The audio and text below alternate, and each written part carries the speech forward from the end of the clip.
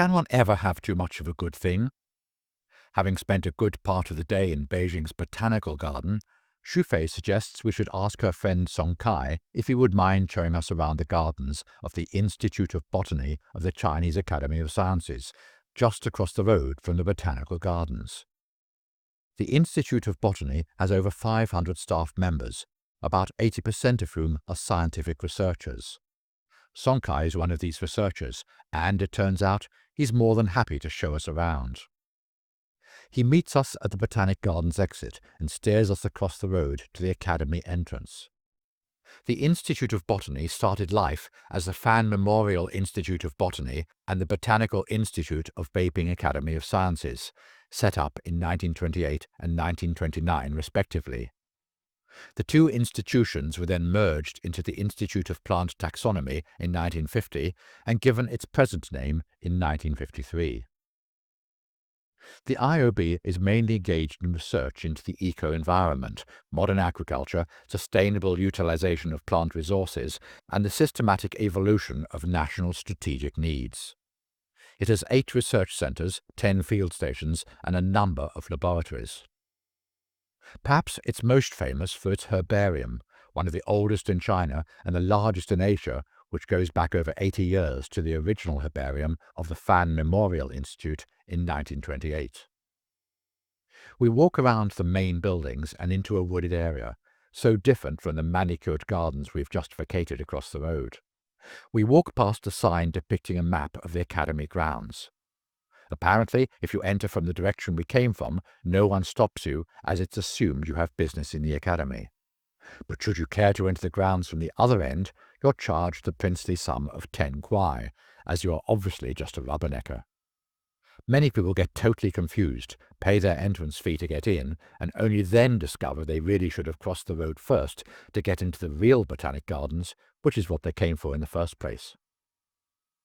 The Academy has developed into a national centre for Chinese plant collections and is the largest research centre for plant taxonomy in Asia.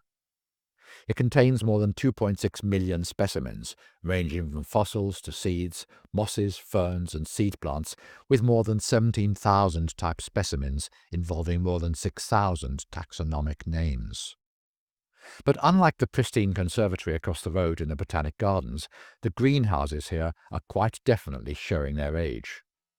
But one has to remember that these are fully working research houses rather than a display for visitors.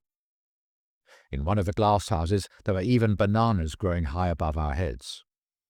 And though the facilities are not designed with visitors in mind, there are still plenty of explanatory signs dotted around the place. My favourite area is the collection of cacti, especially the round furry ball types. And on another cacti succulent, people have carved graffiti onto the leaves over the years. Song Kai also shows us a Ficus religiosa specimen presented to China by India.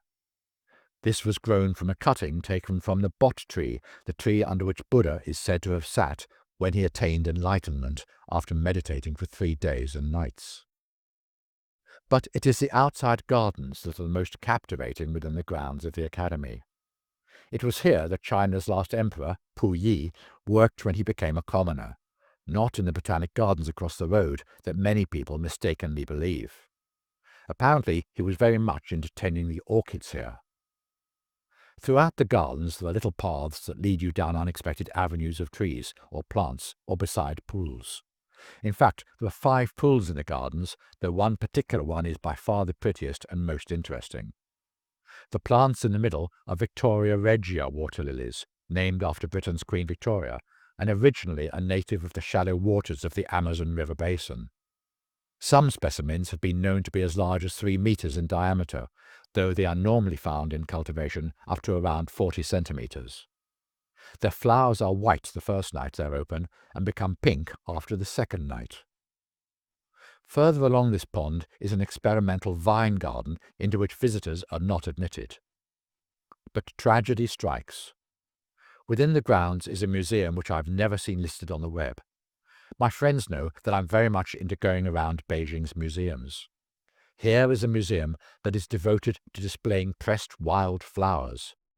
Oh wow, I want.